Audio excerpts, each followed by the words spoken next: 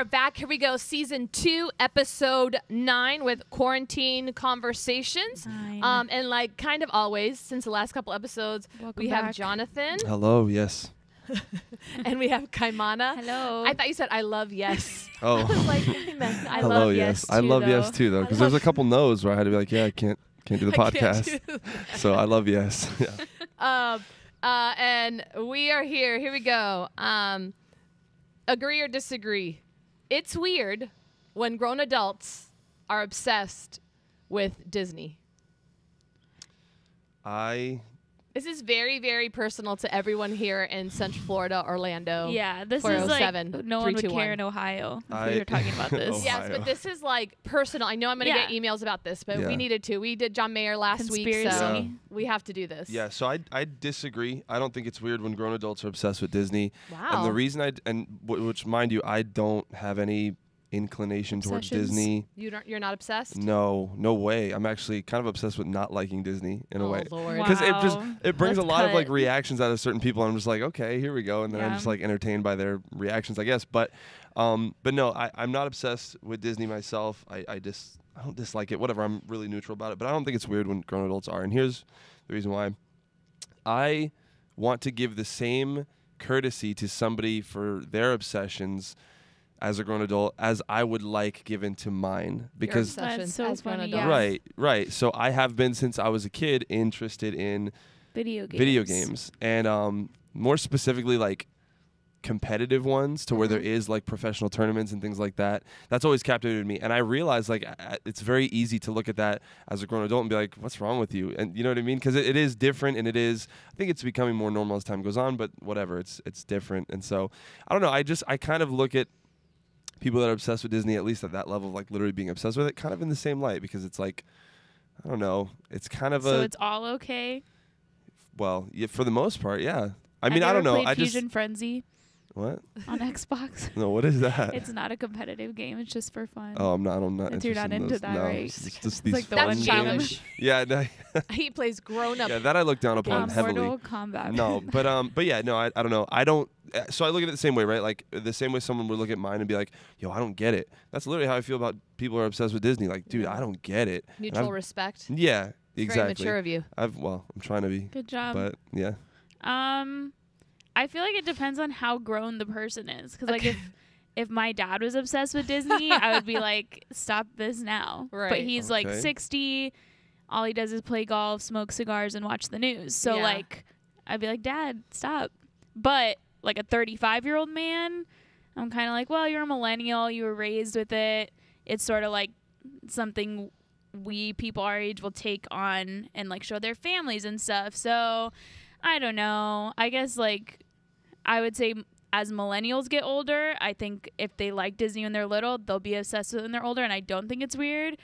But I would say like a grown adult man specifically. So 60 and over cannot be No, obsessed. I don't think so. 60 and Because under are allowed. that's like a different generation. Like my dad's not like a metrosexual at all. Right. You know, like he doesn't talk about his feelings. Yeah. He doesn't wear like small jeans. Like I don't know. So to me, like that generation, like Gen X or baby boomers, they just I Does don't he know. wear pink? No, he I would was like, never that's wear like that's pink. very Yeah, 80s. but that's That was like the Yeah. first like I'm gonna wear pink, and it was like Yeah. no. Yeah. I don't even think he went there to wear pink. He passed Yeah, the he 80s. passed- He's 60 now, but he skipped that yeah, decade. he did not. He did not. But have by the time respect our that's, for a, that's a real 80s. man. By That's the a real time man. our Forget generation's Chuck that old, Norris. though, like it'll be acceptable. But that's what I'm saying. Since we all grew up, I kind of with agree it, with you. Like Disney Channel, Disney. Well, the movies were made in like the 70s or something, right? Yeah. I mean, I think Snow White was out like in the 30s Yeah. or 20s So I or don't something. know. Oh my gosh, 16, I feel like 1802. But I don't know. It feels Snow White like was the Steamboat Willie was 19. Someone needs to let us know. We're bad at this. I know. 19 I'm something. sure it's I on think. Netflix somewhere. Mickey Mouse But I is just feel like even like millennials and Gen Z, it's all been reported that we have like this elongated adolescence. Yeah. So to me, any other generation, I'm like, well, just grow up. Because you guys have been adults since you were Yeah. 14. But then for That's our generation, true. I'm like, no, we're going to be kids till we're 40. Yeah, I So- think Yeah, officially I began agree with with you. Generation X. That was one of the first signs when Generation X, like, they wanted to go. That's kind of Have how Universal fun a started lot. killing it. That it's like, you didn't go anymore to have fun for the kids. You wanted to Yeah. have fun. That's why Universal So is Generation fun, because X there's roller coasters. started it. Mm-hmm. Yeah, it's better than Disney. I think it's very weird when grown adults are obsessed with Disney. I Okay. think there's a line. Even people. girls? Yes, I think it's weird. I don't know why I think it's a gender I thing. don't want to respect. I don't respect them as much. What about I have to be video honest. games, though? No, we don't What have about to, we don't have No, to go I don't there. respect We that talked about either. John don't have Mayer to last go week. No, there. it's We mutual don't have disrespect. to go there. We don't have to go I'm there. just like, at some point, and here's the thing, like, I think go to Disney, I think bring your kids to Disney, I think have a good time, but the obsession, like, I need to get new Disney ears when you're 44 years old.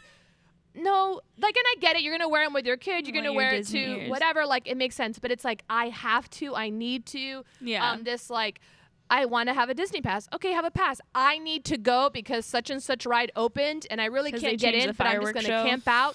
I'm also 50 years old and I've never tithed. There's just no respect. Oh my goodness. I There's wish so I many could. other I want problems to, with that person. but I don't respect. But to me, it's all tied. Yeah. It's all connected. That's why Yeah, I'm just like, yeah. did you play video games last night as well? I'm sure. You know, when was the last time you paid for your electric man. bill or bought a gallon of milk? Do you know what Yeah. I'm saying? Like, I think it's okay to go to Disney. I think Disney's cute. I think Disney's a genius. I think it's Yeah. awesome. But I do think there's lines that need to be drawn, and we need to, like, go to work. But see, like, part of me feels like I don't judge people because as a kid you think like, oh, Disney's for kids, but then you realize what genius Disney is Yeah. and how Yeah. they really market to everyone Yeah. alive. And you don't realize that as a kid. You realize that as Yeah, you get even older. like they're- Disney Yeah. cruises, like I've been like, oh, you know, I'd never want to go on because I'm like, oh, it's for kids, and then adults who've gone on them are like, no, you drop the kids off Yeah. and then you go have fun, and they Yeah. have fun for Do you know that Disney age. was the first kind of conglomerate? MTV followed afterwards. That they started their marketing strategy since the beginning, which is just genius. Even though it's kind of everyone has adopted this thing, is that they would market to a 7-year-old. So since you're little, and since any of us Right, here have and been then born, take so it's it- before me too, that at 7 years old, it's everything for a 7-year-old.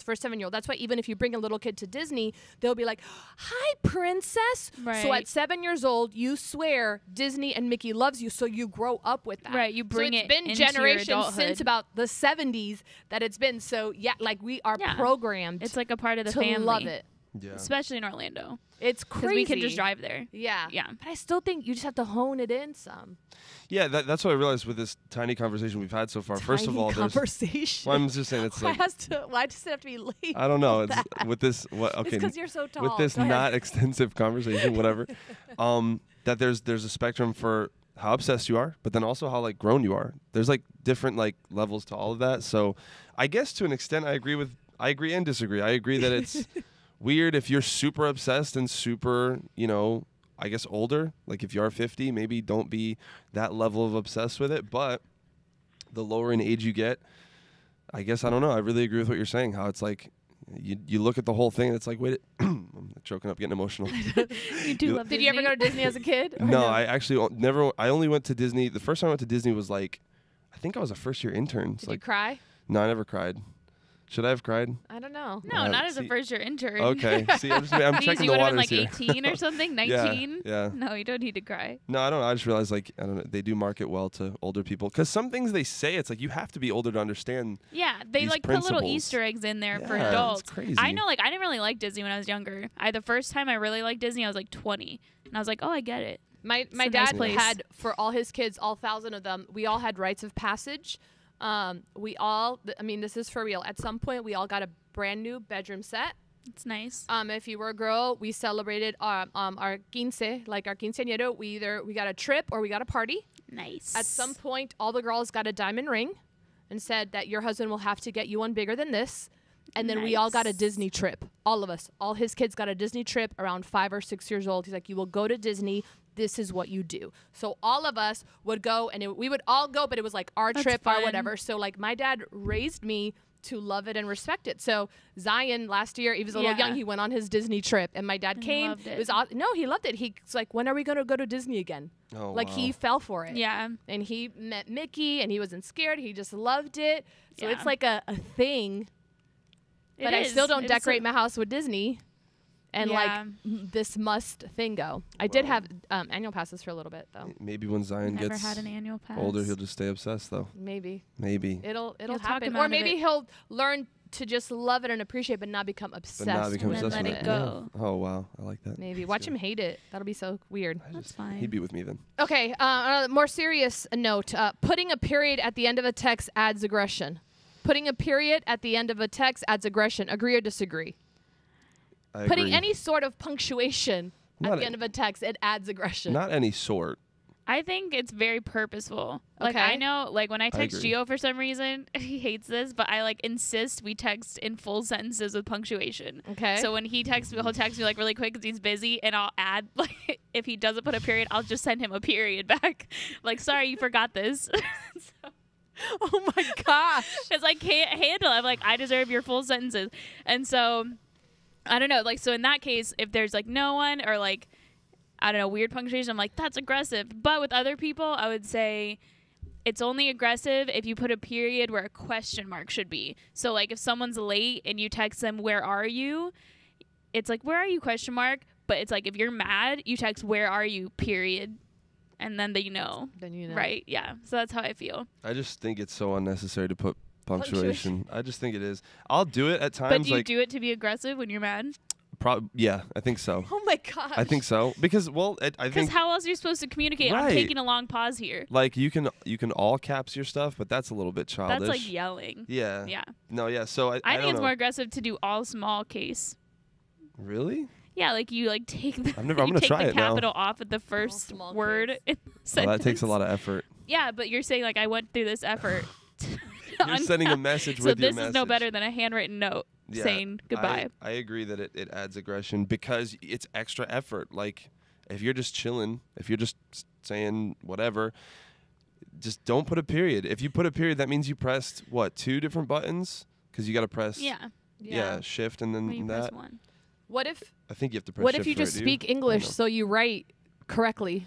If you, That's my That's thing. Are you instant writing like aggression? paragraphs and then because then you need when people write paragraphs in Yeah, text like- and put no punctuation, I'm like I can't read this. Yeah, but I it's want to like- send it back. I literally always use punctuation. Like, That's- but I don't. yeah. I'm not trying to be mad. If I'm mad, I think I will emphasize the caps. Like, I'll put that in if I'm more whatever. But like, I use punctuation just because that's how you write in English. yeah, That's I what just- I'm saying. Like if you're writing multiple sentences, then please use your commas and your periods. But if it's just like one word, like no, like you're like, oh, do you want to do this? No, and then Period. you put a period. It's like no, period. But I do not want to like do I this. learned how to Right, type, so I exactly. automatically do it though. And I'm like, what do you mean? And I'm like, well, I don't know. What do I mean? I just That's- meant no. I'm I not think- hungry. Honestly, I didn't think realize- aggression is anytime you go outside of your normal texting. Like Okay. everyone has a normal way they right, text. I would agree with that. If you're always putting Yeah. punctuation, then it's not. Then it probably doesn't. Then freak if me you out. like I haven't don't one noticed, at time, least. or you like usually write OKAY and you just write okay, then I'd be like, oh. Yeah, I agree. You It's know, relative like to how you something like that. normally Or some type, people yeah. always write just okay, or some people just write K. But then if you never write K and then you text K, it's like, oh my gosh, they're but just mad. to- Sometimes I'm like driving and I don't like. I I just have to know. go fast. It's just that's texting. It's so many Yeah. mixed messages. I'm trying to just to answer the question. Just like if I was texting a brand new person that I've never texted before, and they had a period at the end of especially a short sentence. Yeah, I'm like in my head. I'm like, calm down, like just Why you relax. mad, like bro? seriously, why are you so? Really? like, I feel like I'm chill. more formal the less I know someone. Like I'll be like, "Hey!" Exclamation point. Just wanted to check in on you. Period. How you doing? Question mark. Yeah, I don't know. Really what it is the period. That's why I said like I don't think any form is aggressive. Like a question mark and an exclamation mark. It's not. But something about the period. It's like I think I It's over. automatically add Like- LOL to every text so everyone knows I'm not mad. which. Okay, I'm like, oh, I that's- want cheese. LOL. That's even. You're not even actually laughing at no, all. It's not but funny. it's just kind of like Like, it's just I a want light. It's a cheese. light text. Just relax. Don't read into it. Don't be I'm mad. laughing with the cheese. How's it going? LOL. Canceling plans. Can't make it tonight. LOL. LOL. Like, I mean, But I feel like if I throw that in there, then no one freaks out. But I do it for your benefit, not for mine. But Which I is do very- period. that's LOL. good. Period. I do put it down because so it's like I'm it's writing- really like, is it aggressive? Is she laughing? like, is she aggressively laughing?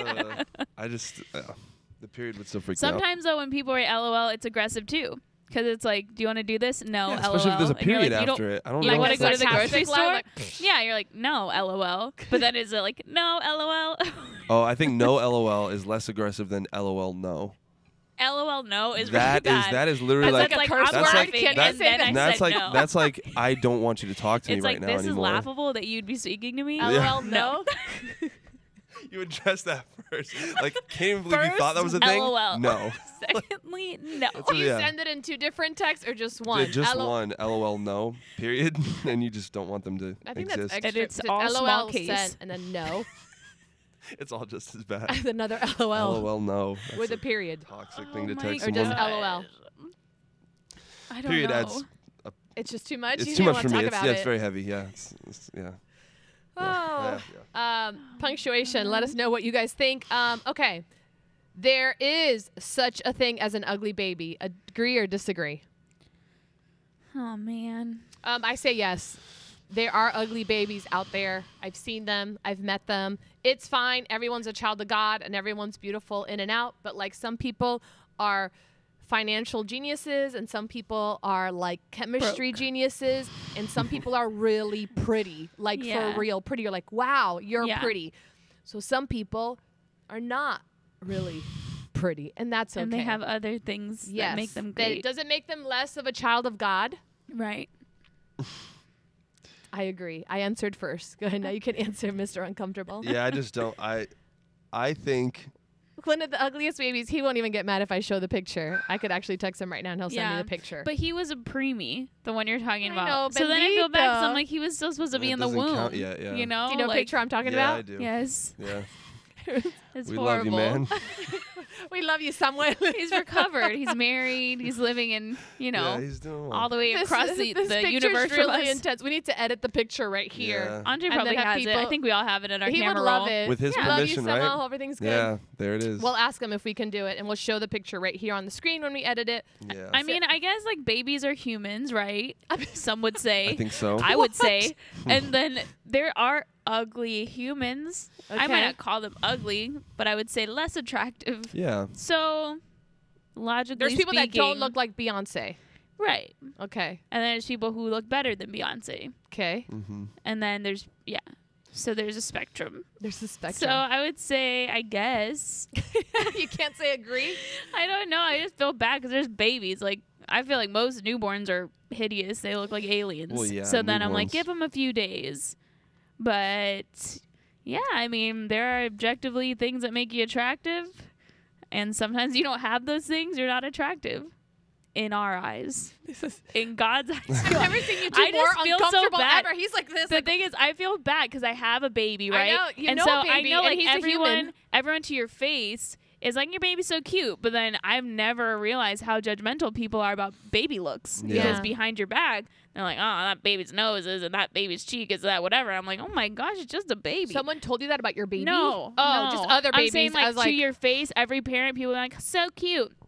But then everyone has like 15 reasons, why the baby's ugly to someone to tell Gotcha. someone else. Gotcha. So then I'm like, I don't know, these poor babies. We're throwing them into this horrible world of comparison. I don't think Baby there's- dino? Yeah, I don't think there's such thing as an ugly baby. I think that a baby Aw. could be ugly when he's older, but I think as So a no baby, longer a at what baby. age? There's- At what right, age do you yeah. become ugly? Probably like middle school. definitely like middle everyone school. becomes ugly in So middle for Yeah. school. 12 years, you're not neutral. ugly. Well, 12 years It's neutrality. hard. For And at the minute I'm you just hit, saying, as a baby, you get a free pass because you're a baby. So Okay. if you're ugly, I just feel like when I have a kid, even if he's like a super ugly baby, there's just no way I will physically be able to perceive him as that. Uh-huh. So I just Yeah. think there's no way that But you there's can an ugly perceive baby. other people's babies. Yeah, but I think I don't know. have you give ever them saw a a baby and like, pass? wow, they're ugly? Of course, but that's that's. So then you agree. There is but such thing as I'm an not ugly their baby. parent or their grandparent, and I don't think that That's they. good. So obviously, this is a subjective topic, but I It's all think. subjective. Everything we've been talking Yeah, about. well, not Disney. See, that's where we draw the line. No, but I don't know. I just think as a baby, there's no ugly or pretty. I think it's just a baby. I just think it's a baby, and I don't know. I think they have a right to be called like, oh, that baby's cute, but I don't think they have the A right ability to be called ugly? Yeah, not yet. Eventually, but not yet. At middle You know what I mean? school. Because they can't even like do Middle anything school about for it. sure. What are they gonna do about it? But I mean, You we're know, also like- not mad at Like, I don't know, ugly whatever, people like- either. Like, I'm kind of you're mad at acting them. like I'm not happy with them I'm either. assuming that you consider yourself a non-ugly But they human. So yeah, something like that. You look just like you're as pretty as Beyonce. I didn't say that, but I on don't the think she's that spectrum pretty of to begin with. Beyonce. That's You what don't I was think gonna Beyonce's say. not A that lot of pretty? people don't No, I think don't. she's like I super don't. pretty. Who's She's super just, pretty? I don't know. Not babies. None of them. But they don't have the right to be Who's like called really ugly. pretty? Any lot of of the Kardashian people. girls? Ah, No. The Um, oldest J-Lo. one, Is Courtney. J-Lo I think pretty? Jennifer Lopez is J-Lo's pretty. pretty. Yeah. No, I didn't. Okay. She's pretty. Yeah, she Okay, is. I so just don't, Beyonce's pretty, but I don't know. I mean, you don't have to date her or marry her. Just people can be pretty. Thank God. I think it's funny how like Katherine I'm so Heigl's picky about pretty. babies, but then you guys are like everyone's pretty. Well, Like, no, I didn't say everyone's pretty, but I just think babies, they're not there yet. We can't categorize. I think they're definitely ugly babies, but I know we heard you say. but it's not like So you answered We just it. can't talk beauty about is it. in We're the not eye allowed. of the beholder, Right. and the we only just, we're beholder giving that them, matters. we're giving them a chance to grow into the only it. We're- beholder that matters with a baby Have is you ever seen like the ugly parents. babies, and then when they grow up, you're like, wow, Yeah. See, that's you're why gorgeous. Or I feel like you opposite, can't you're like, categorize you're them. the cutest baby ever. Then they grow Yeah. up, you're like, what Yeah. happened? Yeah, it's all Yeah. yeah. It all. That's the thing. Like being a baby is very neutral. Which Have you is ever why I seen say someone that. who's like gorgeous baby, gorgeous middle schooler, gorgeous adult, and you're like, I hate you. Yeah, Yeah. probably. I've lived it. I'm just kidding. Me. It's me. No, I look at baby pictures and I'm like, oh man, that was really cute. What happened What to happened? me? When did it go wrong? In No middle such- school. no It's such I like- feel like baby Dino was just his head. and yeah, then a little baby but that's body. cute. No, have you seen the picture of him and Brandon and Tyler sitting on like a recliner chair, I don't know. being little? And it was Yeah. cute. He Yeah, I was gotta like send him, that photo but in just so we can shrunk down. post But it his now. head was the same proportions. Yeah, we They're all all grew Isaac into our was. heads. They were Isaac all was really the big old cute. head, and then yeah. Yeah, We no, all grew they've into always our been heads. really cute. Yeah, Your poor mother, and she had like what 80 kids. 7. I know. 70. Thing. Yeah, that's crazy, How right? And you guys she all have do big it? heads. Except No, except- Brandon doesn't have a huge head. No, yeah. So it's me, Tyler. Me and Tyler got huge heads. You yeah. and Tyler have big heads. Yeah, and then maybe Fred. I don't know. Your I don't know. sisters, No, normal size heads. normal. Me and Tyler. Me and Tyler, just big heads. Tito. Had to Make balance way. it growing up. Your Like, poor mom. yeah, nah, she's all right. Anyways, let's go ahead and continue our conversation. We're going to go ahead and speak and talk about and discuss today the topic emotional intelligence. Okay. Basically, I'm going to read you guys the definition of emotional intelligence according to Webster. That is the capacity to be aware of control and express one's emotions and to handle interpersonal relationships justly and empathetically. The ability to monitor one's own and other people's emotions. Basically, to sum that all up, if that's a new topic for you, it's something that you've heard about, but you don't really know kind of where to begin. It's basically navigating emotions to help you connect with other people. So that's navigating your own emotions and then navigating other people's emotions so that you can just properly manage relationships, create better relationships, you can succeed in life, Yeah. etc., etc.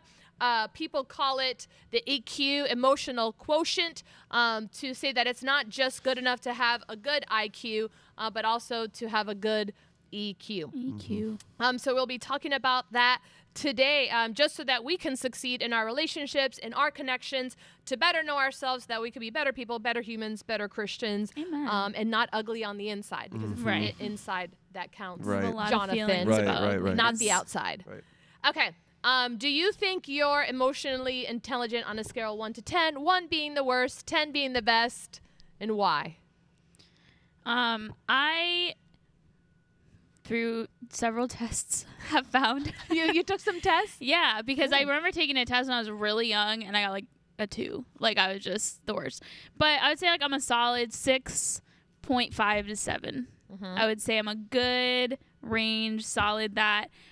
Because I'm pretty good at all aspects except being aware of my own emotions and expressing my own emotions. I can like tap into other people's emotions. I can treat them with empathy. I can control myself.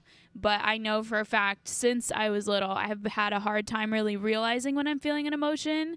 And if I do realize it, almost impossible for me to express it. Wow. Except maybe later it'll like hit me and I'll be like, whoa, that made me sad. It's too late. Yeah, I feel like I'm a 6.5, like as well, around there.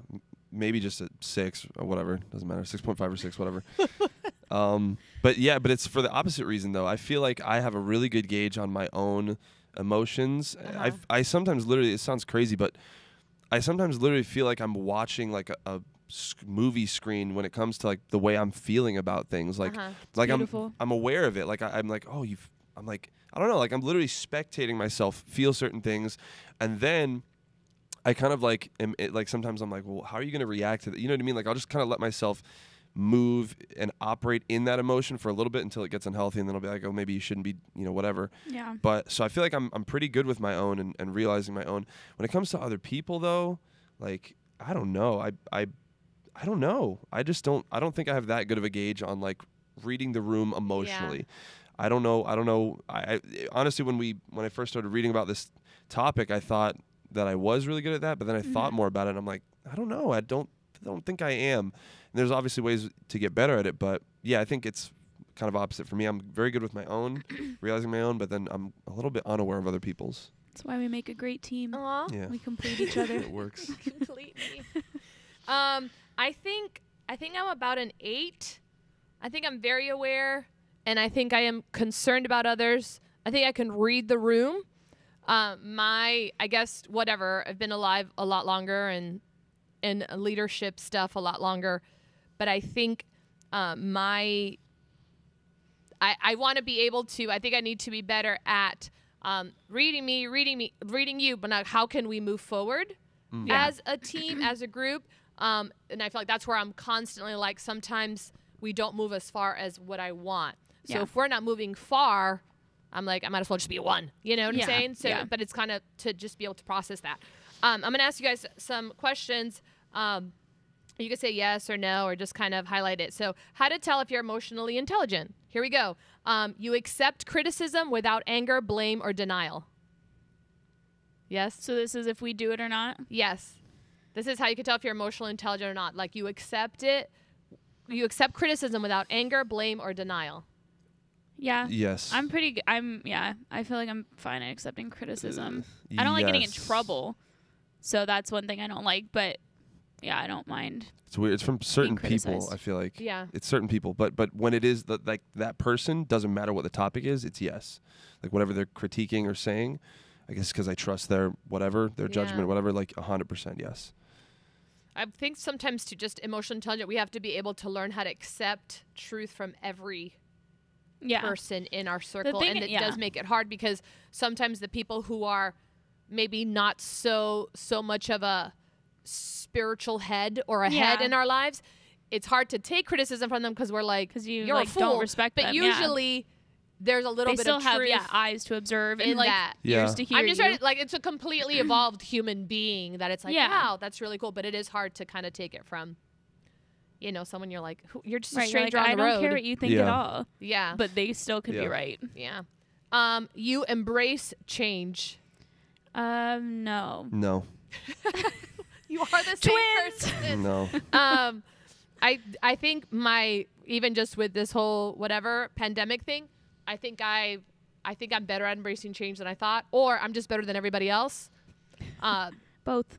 Yeah. So that's what it is. So I'm like, I'm carrying everyone's freaking out and I'm not. And I'm like, oh, that's probably not the best. That's where like I get confused by myself because like no one would ever know that I'm bad at embracing change because I just internalize it. So I hate everything about this, but I'm going to do everything and I'm going to have a smile and I'm going to like make a cheer and stuff. But then like I'll go home 5 hours later and be like, I think I'm sad. I think I didn't like that. I think Jonathan's internalizing everything right now. We're going to talk about it later. Yeah, no, okay. No, it's very, I don't know, there's a lot of thoughts going through my head. I know. I see the whole process. Because I can read the room. He's I'm like, I know. He's totally seeing the movie of his emotions right now. Yeah, well, okay, so change. I say this like little story pretty often, but like I just remember when I, like my last day of middle school, like I was super... I didn't cry or anything, but I was very like emotional about it. And I think it's because, I just don't embrace change because I think I'm just pretty aware of the fact that when something changes, more often than not, like the former is gone forever. You know what I mean? So like as silly as that might be, I literally thought to myself like, wow, I don't know, you live one life and I'm like, my But you know where that school stems from. I don't. I mean, your dad passing away. Oh, okay. I mean, you know what I'm saying? Like there's a a finality. There's an acceptance that you have of an end that other people don't understand. Right. And I understand that. That makes sense. With the middle school thing, I remember feeling stupid about it. I remember being like, oh, why do I even feel this way? But I just took like life as a whole, and I'm like, well, my middle school chapter is over forever. Like, I'll never be in middle school again. You know what I mean? And it's just stuff like that. Like, I don't know. I guess I don't embrace change in the sense that, like, I don't know. I don't know. You're not excited about it. Yeah, I'm like, I don't know.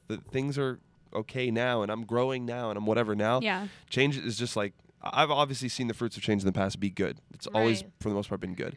But it's just, I don't know, it's weird. It's a weird feeling. I'm like, oh, it's over. That chapter's over forever. Yeah. So, I'm sad. You empathize. yes. Yeah. I feel like we have to, like, as ministers, empathize. I used to be really bad at that. I'd be like, can everyone just get over it? Can we all just get over Yeah. it? I 'Cause think that's how I treat it's myself. very weird too. I mean, recently, probably in the past decade, like sympathizing is Yeah. bad, but empathizing is good. Yeah. Because like people who sympathize, like they just take on the emotion and run with it. That's Yeah. really bad. Yeah. But like understanding and like meeting them, Yeah. not enabling, it's really good. You think about your own reactions before you act. Yeah, I definitely, that's where, like, I probably overthink about my reactions, and I react much more subdued than I would originally think to act, and probably to the point where it's, like, too much. Like, my reaction is too controlled to where it seems, I don't know, like, as if this didn't affect me at all. Yeah. So, I would say yes, but I don't know. I think I'd take it, like, too far. Give me an example of this one, because I'm a little If lost on it. somebody does something to make you mad, Okay.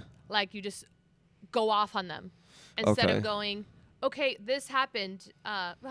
This happened. Can you explain to me why it happened or what was the problem?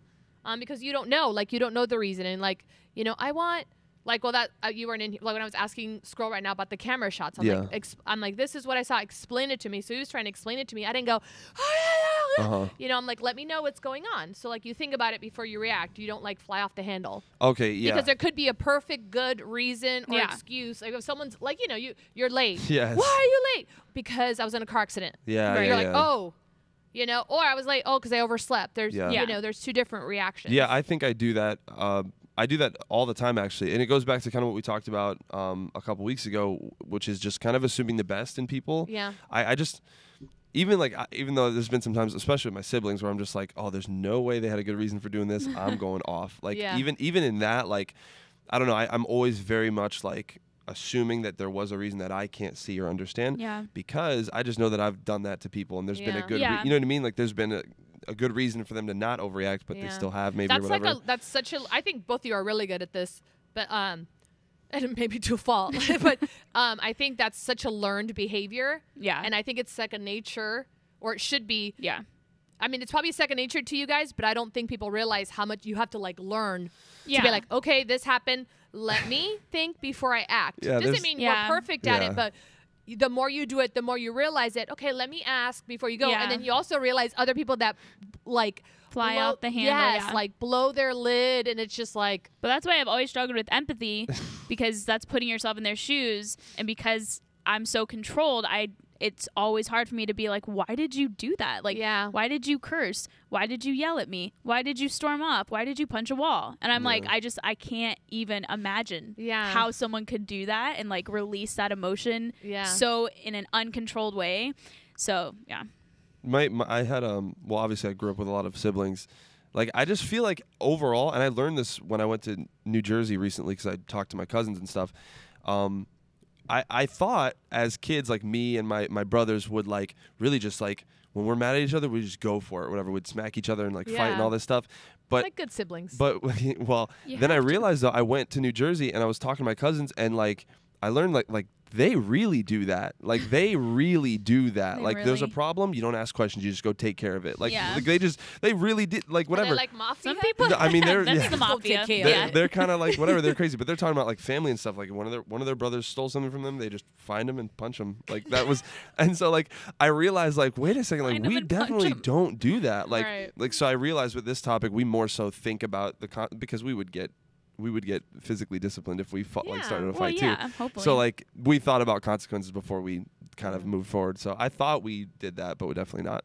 I think that just there's that limit of like, I mean, siblings, they just like fight and Yeah. just beat Yeah. each other up, but then at some point you just kind of stop. But then you learn Yeah. how to be like civil in the world. And my Yeah. dad would just get mad at us, but we would just do it anyway. I don't know. Yeah. We would just go Yeah. at it, and then it was That's just like, fine. but that's why like only children, struggle Yeah. socially because Yeah. sometimes like they don't have anyone to like pull their hair and fight with them and be like, Yeah. that's not how you act. It was Yeah. never like So it's I don't hard. think it was never evil intent though. Yeah, Like, no, it wasn't. I'm It's mad at just- you. You yeah. took my shirt. I'm coming at you. And if you Just pull or gonna- whatever, I We used to never claw punched, Kay or on it. just- I would just claw him Yeah. with my nails because And he then would we make would me mad. separate, and Yeah. then we would just be I like, feel like want it's to go a watch healthy TV? part of yeah. life. I And then we just just feel watch like TV. it is. Yeah. And at some, I don't remember it's the last fine. time I smacked loud. I just don't. Yeah. It just Couple kind of weeks ago. stopped one day. Yeah, I don't.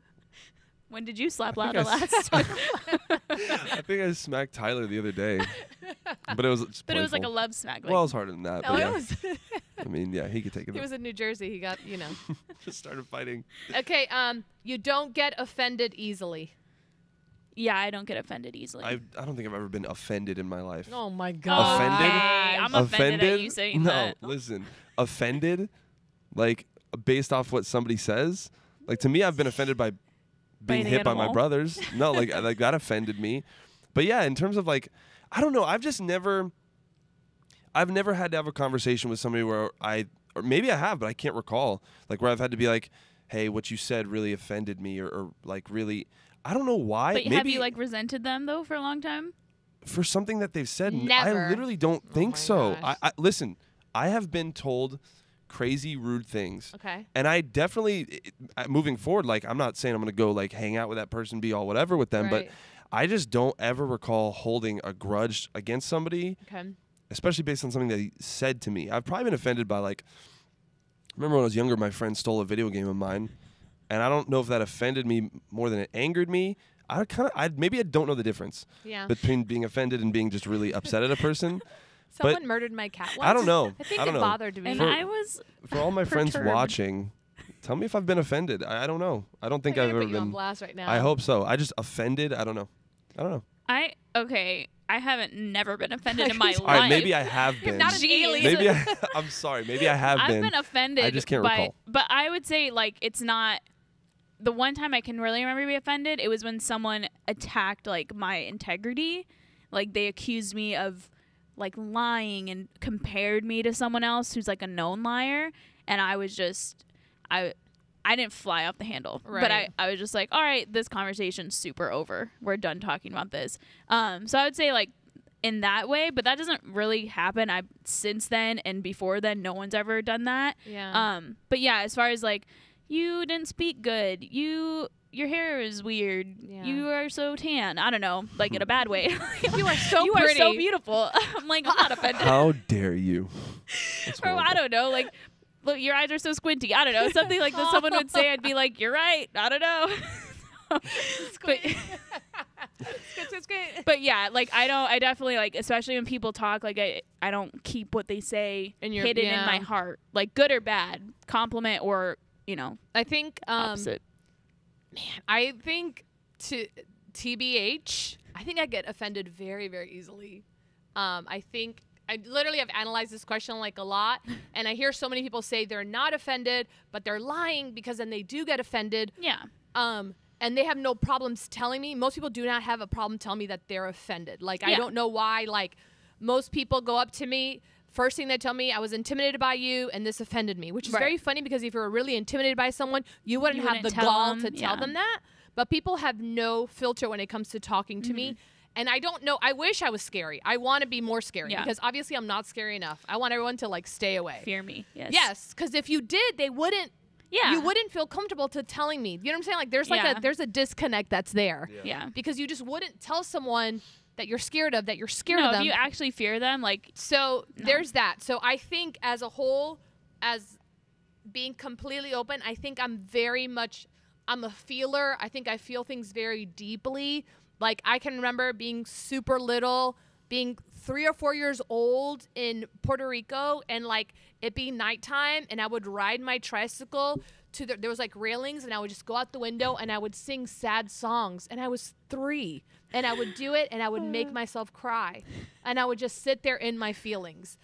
So That's I wild. remember, I feel things Yeah. very, very deeply, but that's also when I'm angry, I feel that very deeply, or Yeah. when I feel like something, I feel it deeply. So I think as a whole, I've learned, once again, this has to be learned behavior. I've learned to just not let what someone says, like, take Yeah. it or act on it. So, like, the only reason I don't act on it, I usually, if something happens, and she knows this, working with her now, like, she'll know, I'm like, so-and-so told me this, and then I'm done. I literally, Yeah. there's things she knows, like, no one knows, because I'm like, I go to one person for accountability, and then I literally don't give it any more power. I take it, I take the thought captive. I just dismiss it. Yeah. And I know even in our gossip episode, we talked about that, but like, I'm a product of that. And because of that, no one will ever know so-and-so said this or so-and-so thought that. And I've had to do that to learn. So I think now officially I'm not offended. Yeah. But I think naturally, like, it's just a journey. And I've also know most people are really offended all the time. Yeah. Because they have no problem making that appointment a week later and pointing something out that I'm like, what? I didn't even think about that, you know? I didn't even like thought about it. So I think that everyone needs to probably like kind of analyze themselves in this, because they are a lot more offended. I just think we think that sounds cool, but I think a lot of people are feelers, and they don't understand the process that you have to go through as a feeler, as someone who's, you know, in touch with their emotions. They don't understand, okay, but you have to like give that to God and work on this part. So I think a lot of people like who are sensitive, they take pride in the fact that they're so easily offended, and they see it as like, don't offend me or else you're cut off, you're canceled.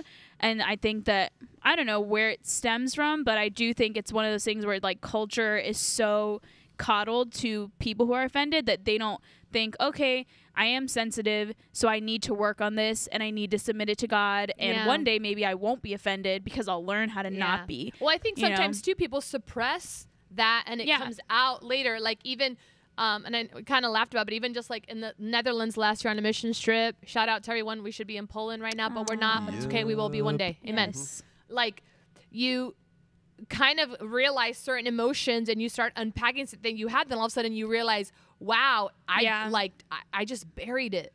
I buried it deep instead of dealing with it. So that, because your reality, like, I am not offended by you calling my baby ugly. I was offended because my mom abandoned me. Right. Goes you know deep. what I'm saying? Like, it goes way deeper than just random, I don't like the shirt, I don't like whatever. Because obviously that stuff shouldn't make us mad, but in society, it, like the superficial basic things, it does make us mad. Yeah. But in reality, it's like, no, it's because you haven't dealt with this issue. Yes, I agree. He's thinking. He's processing. Yeah, Okay, you don't dwell on negative thoughts and let mistakes go.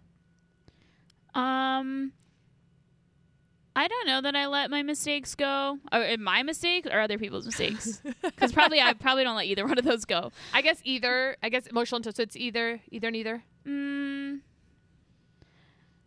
I guess don't yourself know. I would first say, and then others. I would say I probably have a hard time letting anyone's mistakes go because of just how I was raised. Like, it was very much like expected perfection. Yeah. It was like, you got an A. That's what we expect you to get. You know, it wasn't like, congrats. So I know that about myself. I was just raised to basically like, perfect is the standard, and then anything below perfect is bad. It wasn't like, here's the average, this is above average, this is below average. Yeah. So I know that's something I've really had to work hard to combat, because I'm not perfect, no one's perfect, but it is hard for me to make that shift sometimes because I just don't think mistakes should ever be made, and that's very unrealistic for life. So when mistakes are made, I think I do dwell a lot on negative thoughts because it's almost like a punishment to myself. Like, I'm like, you should have done better. And then same thing with other people. It's just hard. And that's where, like, I probably could express, like, I'm disappointed that you did this. But instead, I just keep it in and I process it myself without talking to them about it. But, yeah, I would say it's pretty hard for me to let go of that stuff. Yeah, when it comes to mistakes, especially the ones where it's like, you know, maybe even repeated or whatever, like you definitely could do something to change this pattern or whatever caused the mistake to begin with. When it comes to myself, like I don't dwell on mistakes. I don't hold on to them or whatever. But here's where that's a problem. And this is what I've realized. I know it's going to sound silly, whatever, but I promise it's relevant. There's been certain times where, like, especially back in high school, where I would there would be a specific video game and I would like try to get better at it. And I remember, I remember like, I'd be trying to figure out like, okay, how can I get better? How can I get better? And like, I would do I don't know, I'd be playing the game, I would make a mistake, competitively or inside the game, and I wouldn't even think about what I needed to change. I would just be like, I can't dwell on the mistake, got to move forward. What I realized later is like, wait a second, to a certain degree, you need to focus on what you did wrong. Yeah. To a certain degree, you have to be like, okay, you don't dwell on it, don't let it just bog you down, but like, you have to look at what you just did wrong and actively think about it in the future so you don't ever do it again, because passively you made the mistake. Right. You didn't intentionally, you know what I'm saying? You didn't think about it too much and like make a decision. It was really just like, you're chilling, you're not really thinking too much, and you make a mistake. So you have to move forward, like actively be like, okay, that's a part of me that is going to probably lean in that direction again. So I've got to make sure that doesn't happen. So I realized that kind of with everyday life, like with conversations and maybe jokes that I'll make that maybe just do end up offending somebody or whatever the case, like I realize like I can have a mistake of mine brought to my attention and not dwell on it long enough. I don't think we're supposed to get better. I don't think we're supposed to just kind of sit there and let it make us feel bad and all this stuff. But I do think that there's an opposite side to that where I've kind of been wrong, where it's like, don't dwell on it or whatever, but like focus on it and be like, what can you do better next time? Because that's been my thing. Like I don't dwell on my mistakes. I don't whatever. But if we all want to get better in any way, you have to sit there and be like, why did this mistake happen? Let me not do it again. So I need to focus on them more than I do. I think once again I've learned, I think naturally, I'm just an animal in desperate need of a savior, basically. But I think the most recent negative thing that happened was this past Sunday night. People at home, maybe they don't understand, they don't whatever. Like even us just doing services online, I want you to know, like, we always give 150%. Yeah. But I think going online, we're giving 175%. And I speak on that, on behalf of my entire team. Like, I firmly believe it. So, like, we literally, and you've been there some of the Sunday nights that we're going online. Like, we're in there. We're practicing before service. We're pre-service praying it. We participate in the altar, all 7 of us. Yeah. Like, we give it. So this past Sunday night, which I guess is not really a mistake, but it's negative. In true form, it was Mother's Day. Yeah. So in true form, if we were meeting in person, it's always a lower attended service because people are with their mamas. Makes sense. I understand this. I get it. I have a mom, whatever. But I don't know, but this past Sunday night was literally the least viewed service we've had since quarantine. Yeah. Mm-hmm. And it was also followed up by the most viewed service in quarantine. Yeah. Like, crazy, like YouTube was sharing it, people all over the world, people were like donating money, like it was crazy. So like we're in here doing service, like Julia and the gang is like the best one that we've had, probably top 2, like for real. Like, and then here's the thing, here's the clincher. I'm preaching and I am feeling this word like there's no tomorrow. I am like, I swear to you, I was Elijah on, I'm serious. I'm not telling you that, but that's what I was thinking. This is who I was. I was going in. I knew it. I had a message from the Almighty God. And you know me for a long time, and I don't know if I've ever said those words. Right. I'm killing it, and there's like 3 people watching. I'm like, no, I'm just like, this is a message for the nation. Yeah. Like, I'm coming in there, like I'm just being completely. I'm like and not that I don't try. I'm a trier. I try to kill it, but I'm telling you, this was different. This was important. Nobody watched. Nobody was on. Nobody whatever. And I'm like, I'm going home, and I'm like, I had a message for the nations. The nations did not watch. Lord, I should be fired because for some reason, and right, I'm like, I didn't pray enough, we didn't try enough, or whatever. But I'm like, we were there, like Juliet, she had her makeup, like we had the like it was just, it was so like disheartening. Yeah. Because I was like, did I miss God? That's my first question because that's just where my mind goes. And I was there, and I was like, okay, so then I literally. I'm sad. I'm upset. I feel like I missed it. And then so like my sister texted me the next day, and I was just like, she's like, it was good. I was like, no, it wasn't. No one watched.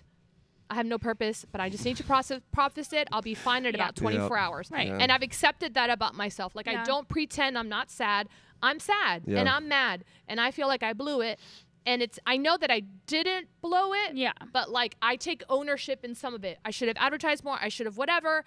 maybe we need a new pastor. You know what I'm saying? I go through, but it's like Yeah. I allow myself to go through these emotions, and then the next day I met with the team, and I'm like this and this, blah blah blah, and then literally that's probably why I wanted to fast forward Wednesday.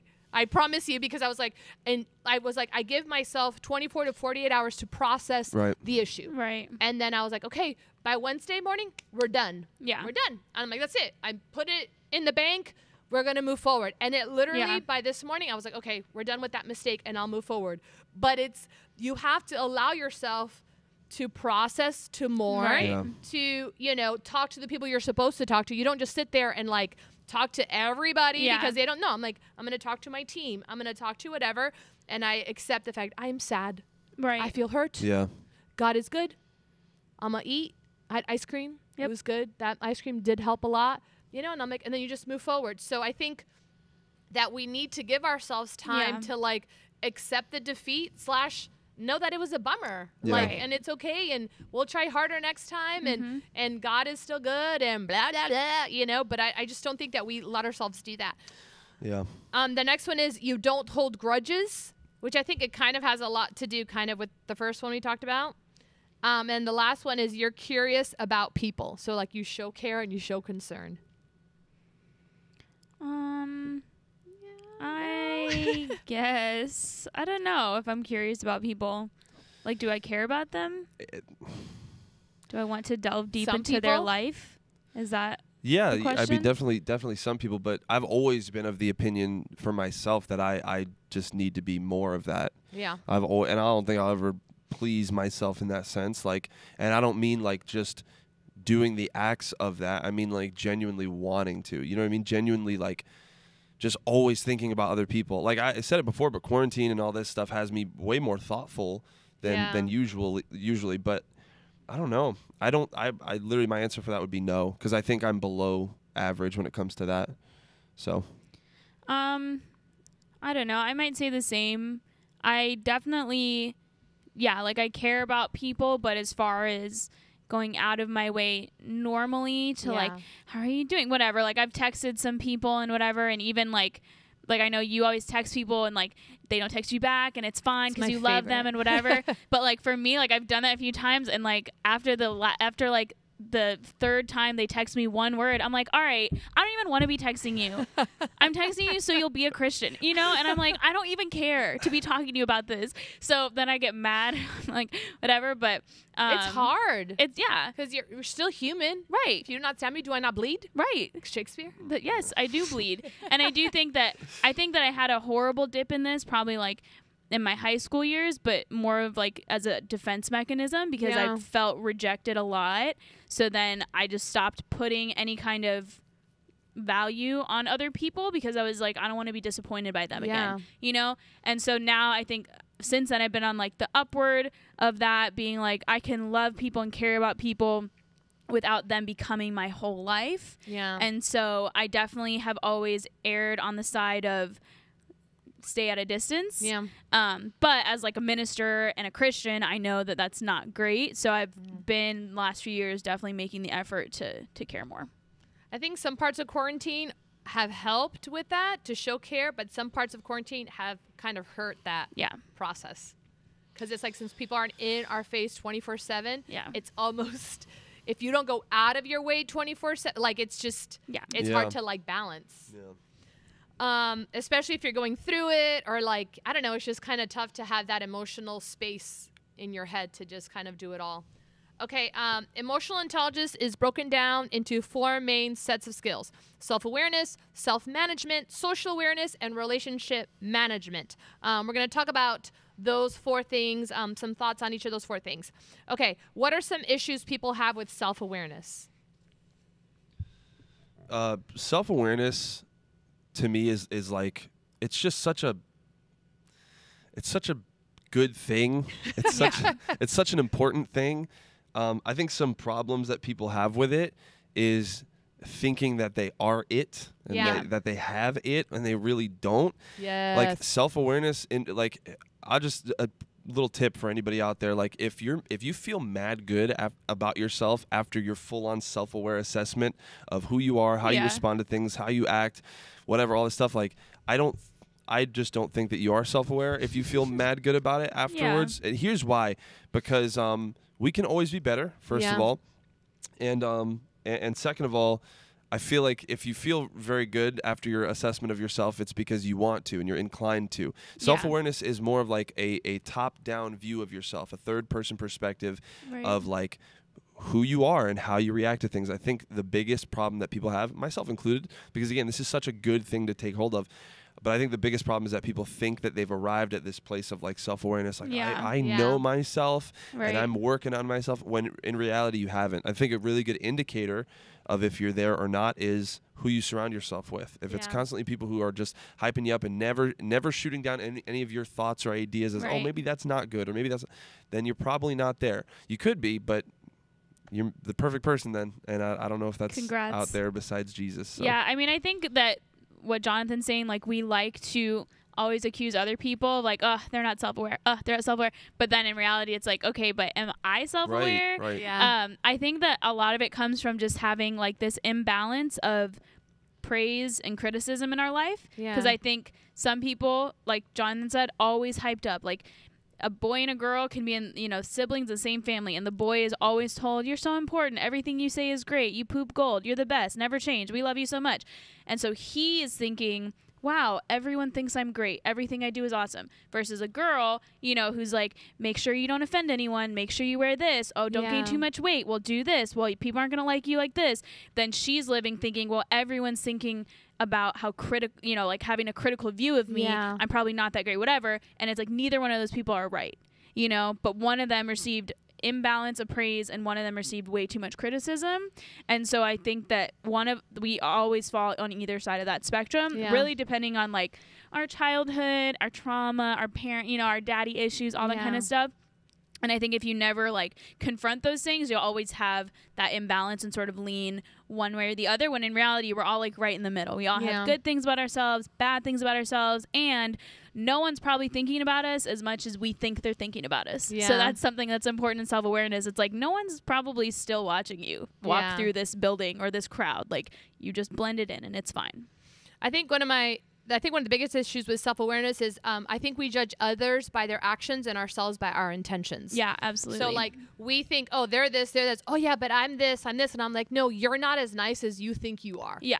Like, and that is the biggest, I think just the biggest fallacy in like self-awareness. Like, no, like, look at how you're judging yourself. We're always way, even if with our insecurity, we're way nicer to ourselves than we are to other people. Yeah. And like, and we need to be aware of that.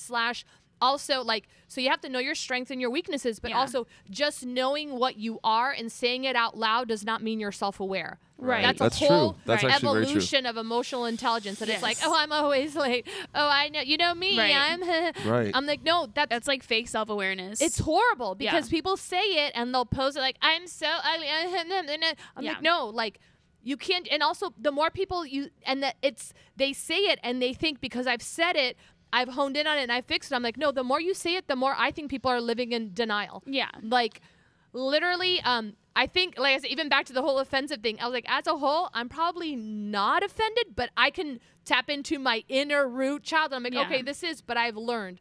So, like, you can learn, like, no, like, if you're late all the time, fix it. Stop using that as this is just who I am, this is this. But after a while, especially people that are trying to grow and evolve as leaders and as future just respected citizens of this world, that it's like, you know what? No, like, don't just say your issue, like, fix it. Yeah. And if you're not going to fix it, stop talking about your issue. Right. Because I think what you do is you're giving off a bad version of yourself. Yeah. Because there's nothing more clueless than someone who says they're self-aware. Right. When you're self-aware, you don't say you're not self-aware. Yeah.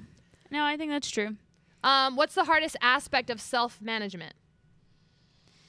I would say just taking responsibility for your actions. I think it's really way easier to blame other people for the good or for the bad things that happen and then take credit for the good things that happen. Mm-hmm.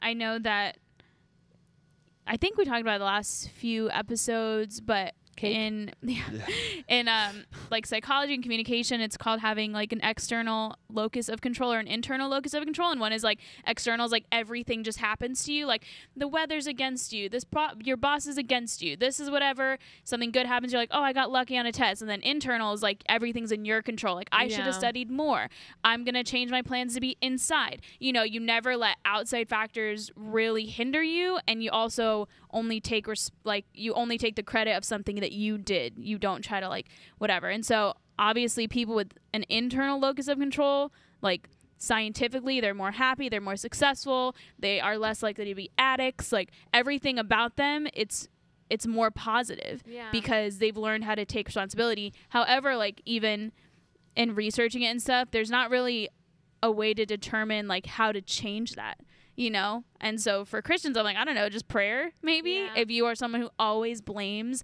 people and always has an excuse when you make a mistake, I don't know how to change that.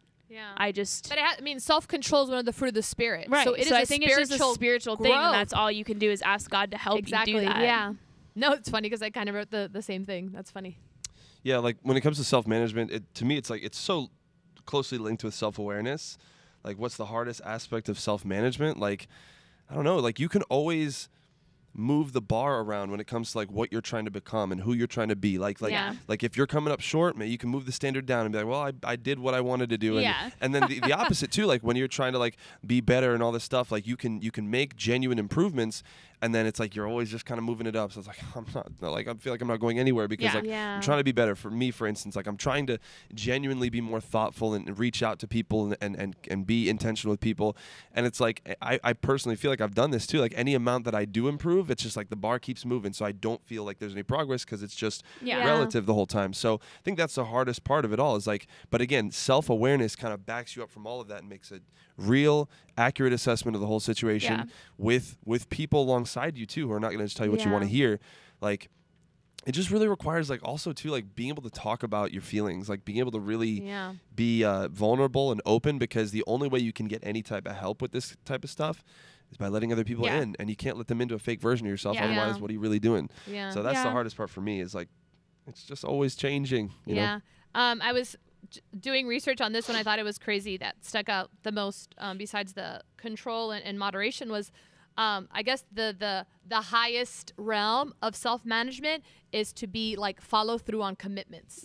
That is like the biggest lack of self-management, because I think we're like, I'll raise the bar, I didn't want to go anyway, or no, it's just their fault, or it was this. We change it, but it's like if you can become that person so evolved and so aware that it's like, I'm going to manage myself. My yes is yes and my no is no.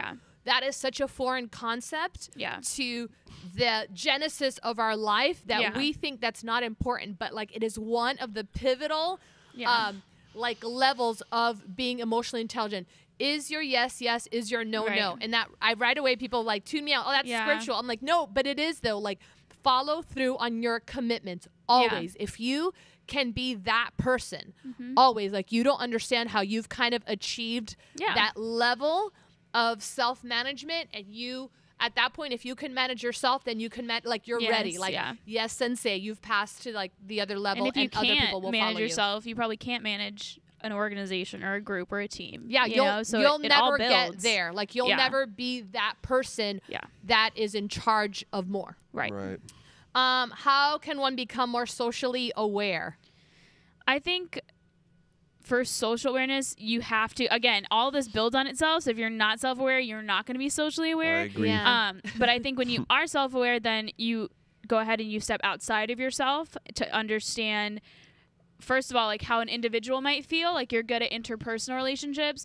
But then I think this is a step most people don't take. You also have to understand like the organization, whether it's a family unit, a friend group, a church, your business or whatever. You have to understand the organization's needs and feelings, and then you have to understand how can I help both of these. I think a lot of people settle for helping the individual, and then that at that point it becomes manipulation. You know, you become socially aware in order to get your agenda across, get a following, make friends, and you actually do it at the demise of the organization that you're in, whether it be family, friendships, whatever, because you sort of become the safe haven for complaining about higher ups, and you become the safe haven for complaining about, you know, whoever else is in the organization, because you're so empathetic and you can really feel for an individual, and so they always come to you when they really should be handling their conflicts with other people. And then I think that's one, I don't know, stepping stone to really being socially aware is understanding that it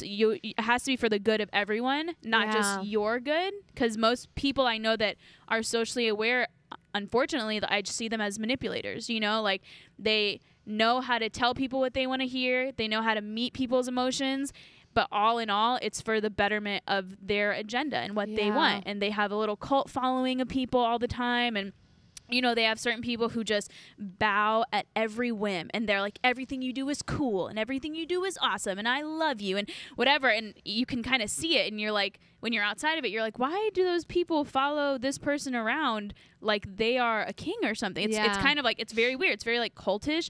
And so if you really want to be socially aware, not manipulative, you have to go outside of yourself, be like, what are the goals for my family? What are the goals for this church? And how can I help individuals to all reach that goal together? That's so good. I want to shoot myself in love. No, but it's so good because people just don't see it. Well, obviously that's why we don't have emotional intelligence, whatever. But like, it is so important. I think people just miss that thing. So everyone rewind and watch that again. Twice. Twice. Well, I'm with her 100%. The main. Except I disagree. Just kidding. Yeah, well, entirely, actually. No, the main thing that stuck out was kind of what she shared at the beginning. It just starts with self-awareness. Yeah. Like, it really does, because if you can be, I don't even like. Then here's the thing. You said you're really good at self-awareness. It's just flooding over. But if you're good at self-aware, then you should be good at. Yeah, and I feel like I can Where's definitely. your lack? Where are you at? Well, I can definitely see like where being self-aware bleeds into like being socially aware. My thing is like, I'm very socially aware when it comes to like a couple people, I guess, or maybe like one person in particular. Yeah. Mm-hmm. But I have to like isolate that. I do this weird thing where I'm like, then I have to focus on them. I have to be like, not stare at them, but like kind of, I don't know. You know what I mean? Like I have to really think in their direction, so to speak. But socially aware as a whole, I think I could definitely be better. But anyways, I think to begin with though, like if you can genuinely say like, I'm a self-aware person, like it starts there. Like if you can make that assessment of yourself, then you can move forward to an environment of people. And the reason that's important to begin with is because, and I've realized this with family too, like people aren't going to like open up all the time. And I had a conversation with someone recently who they kind of shared in this direction. They said like, you know, you have to create a space for them. You have to create a space for people to open up. Yeah. And the whole reason you would ever do that to begin with is if you were socially aware enough to see like, oh, that space needs to be created here. Yeah. You know what I mean? Like that's important to happen now. So social awareness is going to lead to you just kind of being that for people. Like you said, there's healthy and unhealthy ways of that, but yeah, I think it starts with self-awareness, because if you can get to a place of like, oh, this is who I am, and these are my faults, and these are my whatevers, I feel like you'll be comfortable enough at that point to even make assessments of other people. If you're like, I don't know, if you're in such a fog and a haze of who you are, like I don't even know that you would have the desire to be socially aware, and if you are, it's probably not for the right reasons. So I love what you said about making a space. I was in a meeting the other day, I guess for lack of a better term, and it was just crazy because we're in this meeting and you have different hierarchical levels. Right. You know what I'm saying? You have like the top dogs, Yep. the medium dogs, the dogs, and then the mutts. You know what I'm saying? You have all these levels. The pound. And sometimes you have maybe the medium dogs wanting something.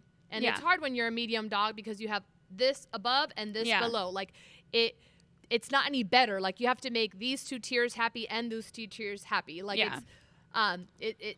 it's just as hard. Yeah. You know what I'm Right. saying? And sometimes, and of course, as humans, we're like, we only have to make our bosses happy, which is not the case, because you making them happy, that means that these people aren't falling in line, and then your job is harder. Yeah. Right. And then you're not happy. So in this situation, it was crazy. I literally kind of, I don't know, like I just kind of stepped back a lot, and I was watching it unfold, and I was realizing that the medium dogs, the medium whatever, were kind of just trying to make the high dogs happy. Like that was just it. That's what they were just Right. trying to do.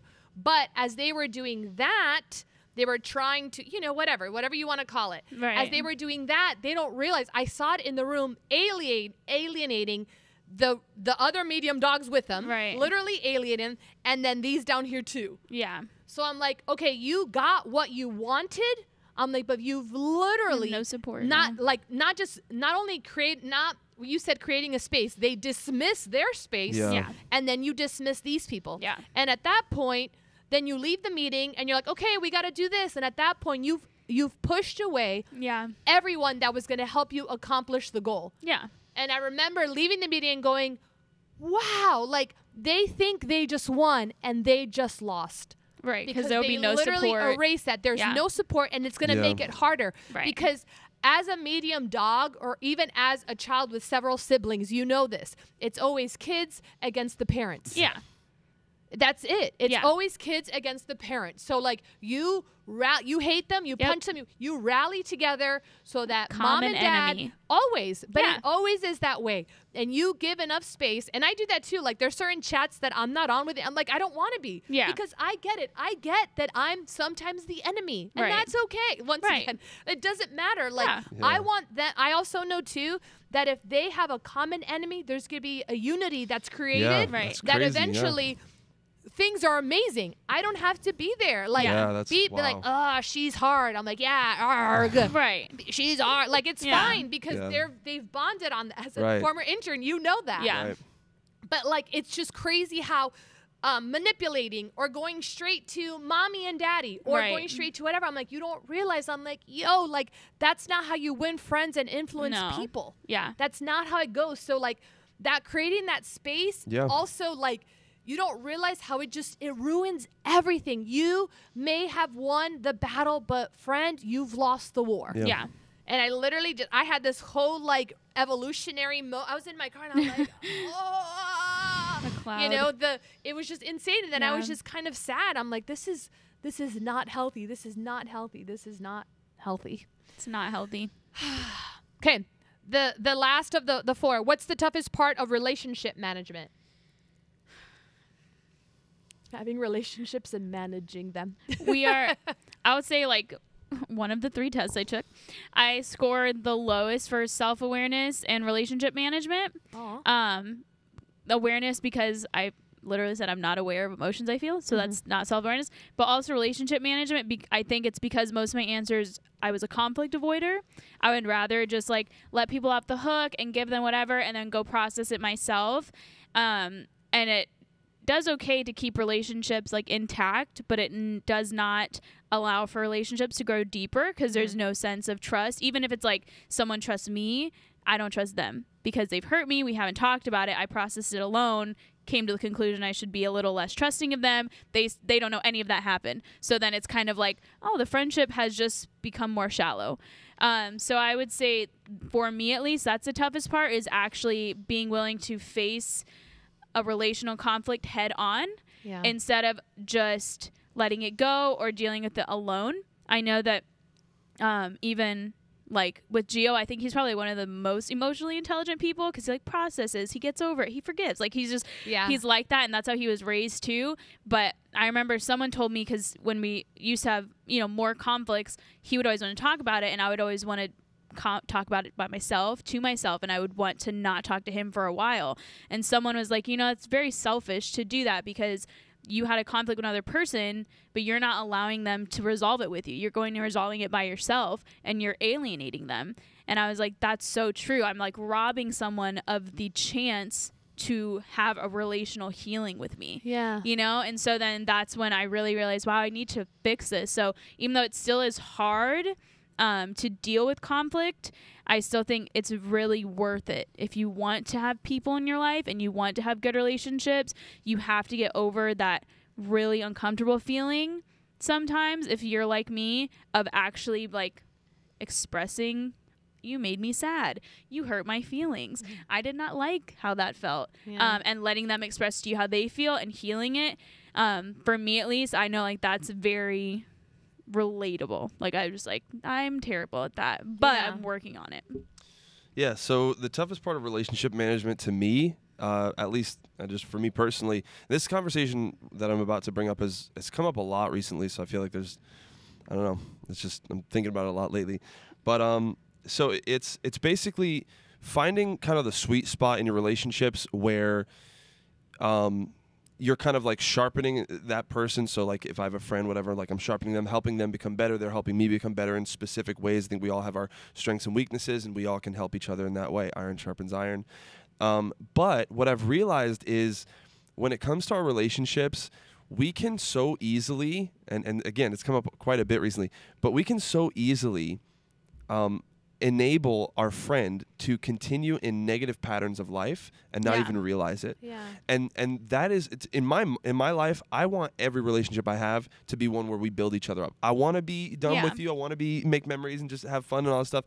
But at the end of the day, sometimes literally at the end of the day, like I want to just have good conversations with you. I want to know that you're progressing towards a better relationship with Jesus and towards using your life to minister to people. That's what really literally matters at the end of the day. But what I've realized is I have certain friendships where that's happening to a certain degree, but there are some really negative traits about a person and then maybe even about myself that they're whatever that I passively feed into by basically just kind of ignoring it. Yeah. You know what I mean? Like there are traits, and so I say ignoring it, but That's really funny. it's like there are friendships where because I continue to be certain things for them, they will not be better in those areas. Yeah, that's and good. it pains me so much. And I had this conversation with my oldest brother, Fred, the other day, because he had a friend who he kind of feels the same way about. And so anyways, yeah, like it's kind of knowing how to treat that situation. And I think if people took a step back and like set up their friendships to be that goal oriented where we're like always gonna sharpen each other, I think they'd run into this problem more than they maybe do. But yeah, it's managing that, and it's like, I want to be your friend. I genuinely love you, but here's where I gotta hit the gas or hit the brakes a little bit because you're not seeing where you just need to progress and be better. I'm providing something for you that I shouldn't be providing. Yeah, but sometimes like you have to choose. You feel like between the strength of your relationship 100%. and calling them out on their stuff. 100%. And you can't have both, it feels like. 100%. And that's what I was talking to Fred about the other day. It was like, because he was very like stressed about the whole thing. And I told him, you know, in my experience, man, I've invested enough into this relationship. I have every right to not only be deliberate and call them out on it, but to then pull the plug in the area where I'm saying, listen, you have to understand this is out of love. Right. And to be honest with you, I'm confident that because of how we've built that friendship, that's not going to be a long-term issue. If anything, they're just going to be better for it, and we'll move on once that happens. Right. But no, that was his struggle. It was like, I don't even know, like, what, like, do I just do it? Do I have a conversation? Like, he didn't know. And that is, to me, the most difficult part of relationship management is like finding that sweet spot where you're constantly growing, but you're not appeasing and you're not enabling areas that are just unhealthy. Yeah. So I think relationships are easy to get, harder to keep. Yeah. And I think it's that, like, we just kind of So cross real. those points that it's like, okay, like, do I say something? Do I not say something? Right. And then we can move on. And I think like we enable a whole lot more than what we think. But we can't fight every battle 100%. either. Right. Yeah, because it's like at some point I also just want to have a friendship and go to the beach. You know, you're Yeah, like, like I don't you want to just- constantly be talking about this and then you're mad at me and then you don't trust me to tell me things. Because at that point I feel like we've all experienced that. Like we've come maybe too hard on someone and they just don't tell us anything anymore. Yeah. So then I think we go and kind of shell shock to another friendship being like, well, I'm just not going to say anything about anything because I still need some friends to like hang out with sometimes, you know? Yeah. It's and then we important just to let them get- be worse people. yeah. I think it's really important to get to a place where you're 100% sure this will not destroy our friendship.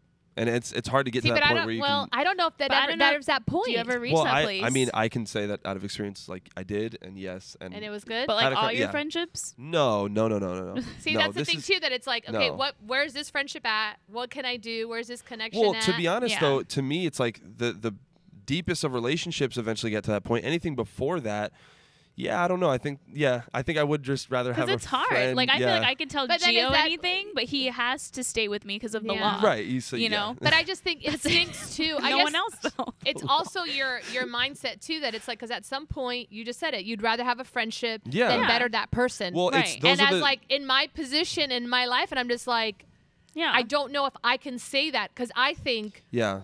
because of who I am or whatever, I would rather have them go to heaven than have a friend. Right. Yeah, and I think And if I'm it was not, a matter of but heaven here, and hell, but I'm then not I'd saying that's right either. Yeah. But I do think that I've chosen one way more than the other. Okay. But then I'm alone crying. So then at that point I'm depressed. So then I'm going to hell. They're going to heaven. So who's right? You know I what I'm don't saying? know. Obviously I'm being, Yeah. hyperbolic, but it is crazy because you have to choose and know how much to involve. I mean, I've had a friend, that probably wasn't always on fire for God, but because I've learned that it's like some people literally, they don't text back, don't connect back, but at some point they come back and then it's fine. Right. Yeah. There's other people who literally are like, thank you for rebuking me. This is great. This and is now awesome. we're closer than ever and it's fine. Yeah. So I think even with people, though, there's certain topics, and you could have a solid accountability friendship with someone for 5 years. All of a sudden, you hit the one topic that they're not cool that you talk to them about. I agree with that. And then I know it's that's real. explosive, you Yeah. know? And I think that's what's so hard about keeping friendships and relationships and Yeah. managing them is it can be going well for a while and you guys are vibing together. And at one point, there's just a major point of disagreement. And you're like, we've been friends forever. What do you mean? We usually can talk about things. And it's like, no, we can't talk about this. Yeah. So then you have to manage your way around that. And it's really tough. Yeah, but then you get to a place where it's like, well, we never talked about that, so I Right. don't know how close we really are. Type Right. thing. Yeah. And then you find yourself But either at that removing point, yourself or yeah. they're removing themselves. And you're like, oh, we at used that to be point, really you're close. not as close as you once were, Right. whether you want to admit it or Right. not. No, exactly. And it's crazy. But like the thing is, just with this whole topic, like I just feel like the best relationships, and I think we all could agree, like the closest of friendships are ones that can eventually get to that point and make it through. Yeah. I think anything besides that, you like if that conversation, hey, I want you to be better and I don't want to keep enabling you in these areas or emotionally or practically or whatever. Yeah. I think if it crumbles from that point, it wasn't the level of relationship that you thought it was because Yeah. you thought it was one where that would work, and Yeah. unfortunately it wasn't. It's hard to go back after that though. You know what I mean? Yeah. It's like you should have maybe never gone there to Or begin with. you just didn't invest enough in that person. Right. So then they felt like, how are you talking to me about this, but Yeah. you don't actually care Yeah. Yeah. about other parts of my life? Then Yeah. you're like, oh, whoops. Yeah. It's really hard. I That's think- why I scored so low. And tolerance is major. Like Yeah. the for real agreeing to disagree. Yeah. But like not with a backhanded comment. Like Yeah. just literally like, okay, we shall move forward from this. But it's hard whenever it's life-changing decisions. Right. Yeah. It's different when it's like, I like red, I like blue. But it's like, no, I'm going to live my life like this now. Yeah. And you're I'm like, okay. how do you accept that when it almost they're living their life is against your core? Right. And you, because of the way they're living, you try to be a part of their life, but sometimes you just can't. Yeah. Not in the same way. That's where God comes in. Thank you, Jesus. Love you. Okay, and this is basically our final question. How can one increase their emotional intelligence? I've tried to not just give this answer in any of these episodes, even though it's a good answer, but I don't know. I've just tried to give maybe more of a step thing, but I would just say you have to really pray. Because that's the only way that I personally have become more emotionally intelligent. Yeah. And it really is just a matter of connecting with who I am at my core and who God made me to be, kind of. And that only happens through prayer. It happens through community. I just know people who feel like they're really emotionally intelligent almost to the point where no one understands them. Yeah. And so they don't participate in any kind of community. And they're like, yeah, I know I should, but I don't. And I'm like, well, here we are at a dead end. But in that they're very emotionally immature. Yeah. That's what I know about them. Yeah. And so I would say you can't do it without a community because that's how you get around people. You get criticism, you make yourself better, you get compliments, you raise your self-esteem when your parents destroyed it, whatever. The church can help a lot. And then I would just say, if you can't be honest with others and you can't be honest with yourself, at least just start with being honest with God. Yeah. Do your best because he will accept you more than you'll accept yourself and more than others will accept you. So I think that's a great place to start is God, I get sad sometimes, and just admit that to him. And then that's step one. And then you can make it. That's awesome. Yeah, so my answer is similar to hers. I just want to just keep all your answers. No, but I know that especially in this day and age, which I hate that term, but I'll just say it anyways. There's just I've just realized What's wrong with that term? Well, I don't This day know. and age. I don't know. There's certain things I just don't like saying. This day and age. Moist. I don't have Button. I don't really mind moist. That's terrible. But I don't have time. I hate that term. I don't have the time. I hate that term. I don't know. There's certain words. I'm weird. Anyways, in this day and age, I just know how easy it is to every second of every day have something like playing in your ears or be talking to somebody or like, and literally like you'll never have to talk to yourself. Yeah. You'll never have to be alone. You'll never have to. It's like so like you can literally fall asleep and wake up to some sort of noise that is taking you away from how do I feel about that thing that happened in my life or that relationship that ended or that whatever. And I think there are so many people out there with breakups and with people who've passed away and whose like jobs have been lost and all this stuff like you just don't even know how you feel. You don't know how you feel about that thing. And it's a scary place to be. You see yourself reacting by like doing certain things, but you have no management over it. You're just literally acting and reacting and not like thinking about the root of the reaction. So obviously prayer is important, very much so, yes. I think that there's also times where I know this wholeheartedly. There's times where you just need to sit and just process. You just got to sit there because if you're talking about social awareness and emotional intelligence as a whole, you're talking about assessing the very thing that you're avoiding all the time, which is like you're how are you going to even think about other people's and like you don't even know the mechanics of how emotions work because you avoid yours so much. So like I just literally just sit there and think about that breakup. Cry about it for sure and pray about it. Absolutely. People are so afraid of that, but I don't know why. Like, honestly, I think I do know why. It's because they've never done it before. Yeah. Right. Never intentionally done it before. Like, we fear the Gosh, unknown. I cry all the time. Yeah. Feels so good. I do every once in a while. I wish I cried more, honestly. But like, moment. Let's cry right now. Go away, guys. Zoom in the cameras. When the music fades. Like, yeah. So I think there's such a place for that. I really do because if you can get that, and if you can, because then you can converse about it too. Yeah. Then you can talk about other people, and then that in itself will open them up to talking about how they feel. And that is just, you begin to journey down the road of emotional intelligence. And I think that's how you get started, if nothing else. So. I have a couple tips. Number one, this is great for public speaking. This is great for leadership, and this is for relationship retention. Number one, know your audience. Like when you walk into a room, when you walk into a situation, read the room. I think part of it is we have the tumors in our ears. Like we're always listening to music. We're always looking at our phone. But when you walk into a social situation, and this, if you practice it, it'll become second nature. Like read the room. When you walk in, like look around. Don't think about yourself. Everyone always comes in with their own agenda. We want to say what we want to say, but like walk in, like look at people's body language. Look at what they're doing. Look at their countenance. Look at the topic of concern. Like if you're coming into like a bridal shower, like don't come in like all Eeyore. Like no, like people are celebrating or you're going to go play football. This isn't the right time to go, hey man, so like no, like read the room. What was the intention of the room, of the meeting, of the gathering? And then at that point, you go in with one intention and then look around. But you'll see it. That's also kind of part in, just connecting with people on a spiritual level. Like if you're in a meeting and one person seems a little bit forlorn or just lost or confused, like you can go, wow, afterwards I need to talk to them or maybe send them a text or maybe this. Or if you have a big speech to give, like look around. If they're not listening, like then why are you talking? Do something else. That's one of the things, even like public speaking, and this is so basic. Like if I could think that I am preaching the greatest thing ever, but if people are falling asleep and they're not looking at me, I'm changing it. Right. I am changing up. I am saying a joke. I am going, you'll see me. I'll go out to the audience. Why? Because someone was falling asleep. Right. Nothing to do with plan, nothing, whatever. Like you kind of have to be there, be all things to all men. And then also too, if you can practice this today, think before you react. Right. Don't just assume. Yeah. I know that there's some like kind of leadership training or management. I don't want to hear excuses. I don't want to hear excuses. I want to hear all the excuses. Yeah. Excuses and reasons mean everything to me. Like everything. If I'm just like, this wasn't done. Why wasn't it done? Well, my mom passed away. What? Yeah. Like it fixes everything. Or I got a flat tire. Yeah. Or I wanted to, or, oh, it's because I didn't know how. And I'm at that point, like, I'm like, why didn't you know how? Didn't you ask? Yeah.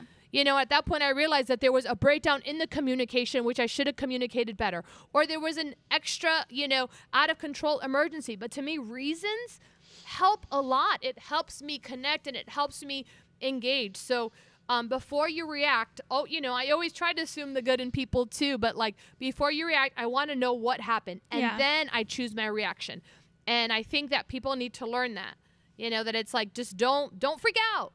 Just wait. Find out what happened. And then maybe you should freak out. Maybe it was, I don't care because I hate you. Whoa, okay, then go for it. But at least now you know the reason. Right. Yeah, any last thoughts before we close out? Yeah. Last thoughts. I look to you because you always have a last thought. Yeah. Well, so this topic has really like gotten me back to a place of thinking about something I thought about a lot like a year ago, and I think I stopped for some reason, but I'll start again thinking about this a lot. And that is this, like, I can't stress this enough. Like, and if you aren't at this place thinking wise, please get there. Like, especially as a Christian, like, people are everything. And relationships and the moments we have like with people are everything. And I mean that in every sense. Like I told this story before, but like there was just this moment at The Voice where like I don't even think I was supposed to be there. Or maybe, I was a senior in high school. I had the right to be there, I think. The right. Like after the second semester started. Whatever. Like it was the first time I remember this happening where I just like kind of like opened my eyes during like worship here I was at our Goldenrod campus, but here at our church. And I just remember having just this overwhelming flood of like feeling for people. And I think ever since that moment, because that moment led into the few months later, like I did the internship here at the church and stuff. And like internship was doing those 2 years here at the church, like the most important 2 years probably in my entire life up until this point. But I can tell you that one of, if not the biggest gift that God gave me was deeper relationships with people. Yeah. Deeper relationships with people that I did not have before that.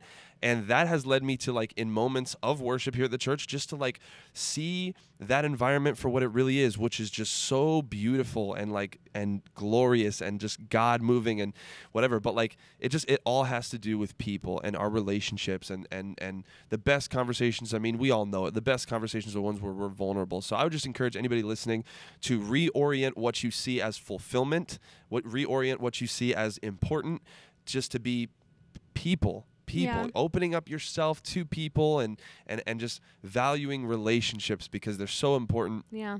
That Jesus himself had very, very tight-knit relationships around him as he lived on this earth, and Paul talks about it, and it's so important. So man, let that be at the root of what you find important. Let it be relationships and people and ministering to people and having those conversations with those close friends or family members, whatever, just turn you into more of a minister because you'll get more of a heart for people and you'll understand emotional intelligence and all this stuff. It's very, very spiritual because it just goes hand in hand with discernment too. Like it really does. It's kind of what we're talking about. So that's my final thoughts, man. People are everything. And that's why I love church so much, man. It's just people, man. I don't know. I love it. It's at the heart of the Christian message. Right. I think that I don't know. I would just encourage anyone who does, because I feel like this is more common than like Mrs. Robot over here. Like it's more common for people to wear their emotions on their sleeve and to fly off the handle. Mm-hmm. And I would just say, like, for Christians, I understand in culture that's so respected. Like I couldn't hold it in anymore. I just had to tell them how I felt. Well, I just broke down crying, blah, blah, blah. And so like, I know in culture that's so accepted and it's so honored and it's like, wow, you're so strong. But for Christians, self-control being, a fruit of the Spirit and really taking into consideration other people's feelings, it's really not something you should be proud of. Yeah. Like in business settings, when you fly off the handle or you even like cry, like in a tough meeting, like you're crying or you're, just letting your emotions take control, you are being selfish. Yeah. You are manipulating the whole room to now have to cater to your needs because you're really being like a child, and when a child's in a room, all the adults are very keenly aware of what that child needs. Yeah. And so if you ever want to like be respected in your job, in your friendships, and whatever, get your emotions in check. That's deal with them, but don't just do it out in the open for everyone to see and then brag about it as if you did something so strong. Yeah, it's so good. It's emotions have their place. I understand coming from me, that seems like I don't believe in that, but they also can really hinder you at times. And even if you fly off the handle and you like shake people and it's, that's what you wanted, you definitely, every time you do that, you're losing respect of your peers. And I think that it's really important to not be out of control and be proud of it. Right. Yeah. Yep. Jesus, help us, God. Amen. I feel in control. Jonathan, I think it's your turn for the cookie because I did it last week, so it's like full rotation. Kia, you want to call it? Do you have anything? What did we say last time? I was trying to remember. Was it about Redbug? No. Was it? I was was gonna, it about? I was Was it gonna say about about his like job and furlough because you're still on furlough. You're still furloughed, right? Mm-hmm. Okay, So I don't know if it was that, but what was it? Can't remember. Last week? The last time you did a cookie. Oh, the last time I what did is love it. life? I think it it's- was. I think it was about like being married or something. Whoa. Was Whoa. it? I don't remember. I don't I remember don't using think that it word. was. Oh, well, that's a strong word. Sorry. I don't think it We was. do- So okay, I think this one is about Okay. your Oh, love okay. life. Love life? Yeah. Okay. Me too, love The life. future. Here we go.